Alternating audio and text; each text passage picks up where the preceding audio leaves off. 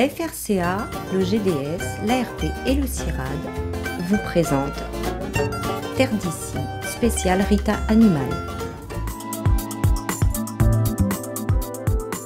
Ce matin-là, les apiculteurs sont venus nombreux à la plaine des Cafres assister à cette réunion d'information, la troisième organisée par le GDS Réunion sur Athina tumida, plus connu sous le nom de petit coléoptère des ruches. Cette réunion d'information s'est réalisée dans le cadre du plan de vigilance nationale. Donc l'information que j'ai dispensée ce matin, elle a eu lieu dans tous les départements et dans toutes les régions de France. Donc elle se destine à tous les détenteurs d'abeilles, donc qu'on soit un apiculteur de loisirs avec une seule colonie ou qu'on soit le plus gros professionnel avec 800 colonies. Objectif, mieux connaître et apprendre à repérer à l'intérieur des ruches le ravageur, un petit coléoptère dont la taille n'excède pas les 5 à 7 mm. Il va très très vite, il est excessivement discret et il court très très vite. Quand je vous dis, il va être compliqué à repérer, c'est pas évident. Insectes nuisibles pour l'apiculture, les larves du petit coléoptère des ruches peuvent en effet causer des dégâts importants dans les colonies. Donc en fait, il va y avoir deux impacts. Il va y avoir un impact direct sur la colonie, où en fait ça va contribuer à affaiblir la colonie, donc où en fait, il va y avoir une synergie entre le varroa et le petit coléoptère des ruches qui vont aboutir à la mort de la colonie. Mais une fois que la situation se sera stabilisée, là le risque il est plus pour l'apiculteur. C'est-à-dire que en fait, les larves en se nourrissant de miel, en fait, elles vont se nourrir de miel, elles vont faire caca dans le miel, elles vont transmettre des levures dans le miel et on va avoir un miel qui va fermenter, qui aura un mauvais goût et qui sera impropre pour la consommation. Et comme si cela ne suffisait pas, le ravageur peut causer bien d'autres soucis dans la ruche. Au niveau des ravages, les larves elles vont creuser des galeries. Donc elles vont fragiliser la cire. Les adultes, ils embêtent les ouvrières.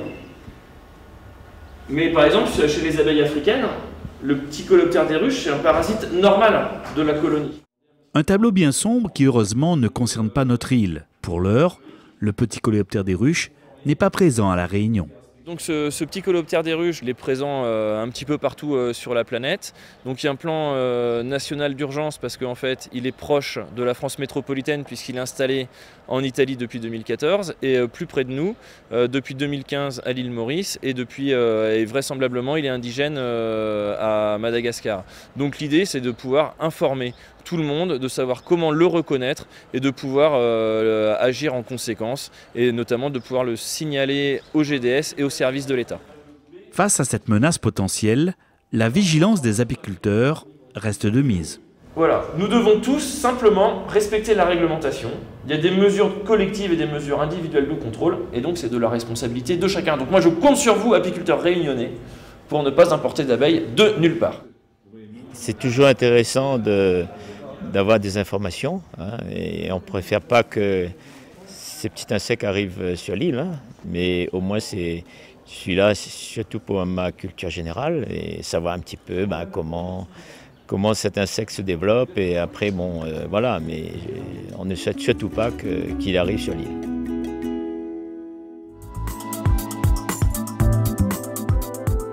Installé au lycée agricole de Saint-Joseph, nous sommes ici dans le rucher pédagogique de l'établissement. Mais en plus de servir de support à l'enseignement de l'apiculture, ce rucher a également un autre rôle, tout aussi important. Il fait partie du dispositif de rucher sentinelle. Donc on a des ruchers qui sont un petit peu partout sur l'île. Donc on en a à Saint-Denis, on en a à Saint-Paul, Saint-Joseph, Piton-Saint-Leu, Tampon, Saint-Pierre, Saint-Benoît. Et donc en fait, il y a deux objectifs sur ces ruchers sentinelles. Il y a ce qu'on appelle de l'épidémiovigilance. Donc là, la vigilance, on le fait par rapport à tous les agents pathogènes exotiques, donc qui ne sont pas présents sur l'île. Donc là, on surveille le petit coléoptère des ruches et la loque américaine, qui ne sont pas présentes sur le territoire. Et donc voilà, donc là, une fois par mois, donc on fait des analyses où on relève les pièges pour savoir voilà, ce qu'il y a ou ce qu'il n'y a pas. L'autre objectif des ruchers sentinelles est de mieux comprendre la dynamique des agents pathogènes grâce à une thèse universitaire qui devrait démarrer bientôt. Là, on fait des prélèvements une fois par mois de 50 butineuses et on va regarder quels sont les virus qui sont présents, quelle est la dynamique, on va les quantifier, on va se dire est-ce qu'il y en a beaucoup, est-ce qu'il n'y en a pas beaucoup, et essayer de comprendre les interactions par exemple avec le varroa, parce qu'on va également compter le nombre de varrois phorétiques qu'on peut avoir, on va regarder les virus également qui sont présents dans les varrois, et de se poser la question, bah voilà, est-ce qu'il y a une activité saisonnière, est-ce qu'une mielée par exemple peut fragiliser ou au contraire protéger les abeilles, et donc voilà, on regarde ça en plus en fonction de la dynamique de la colonie, et puis voilà de sa force qu'on va évaluer. Mais aujourd'hui, c'est d'un tout autre ravageur que ces agents du GDS Réunion, le groupement de défense sanitaire, s'emploient à repérer.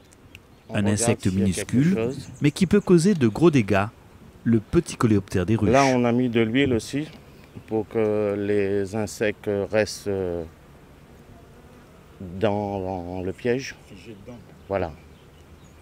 Pour pas qu'ils se barrent. Placé à l'intérieur de la ruche, un petit récipient rempli d'huile végétale constitue alors le dispositif permettant de piéger le ravageur. Donc en fait nous on utilise un modèle qui a été recommandé par l'ANSES, mais en fait il faudrait le compléter avec des plaques de plastique alvéolées, donc qu'on va essayer d'utiliser des bandes qu'on va mettre dans le fond des ruches.